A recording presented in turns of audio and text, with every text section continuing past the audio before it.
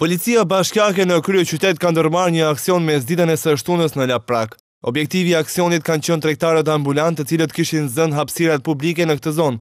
Sipas drejtorit të policisë bashkiake Zydi Dajti, tregtarët kanë zënë hapësirat publike dhe largimi i tyre është i nevojshëm.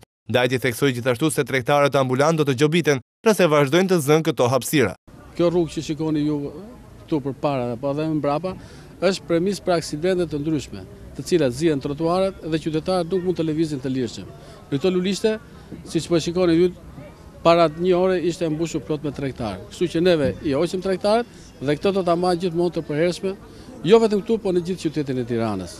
Masa më e mirë është që qytetarët të bëhen të ndërgjegjshëm, domethënë tregtarët të bëhen të ndërgjegjshëm për të larguar nga këto vende publike që janë në funksion të popullit.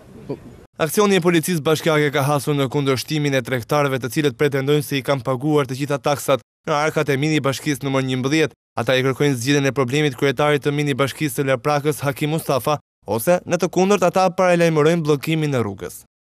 Nuk është e drejtë. Ne do të bllokojmë rrugën, do të shkojmë në zyrë derisa ai të na gjejë zgjidhjen. Edhe nuk do shkulemi prandaj.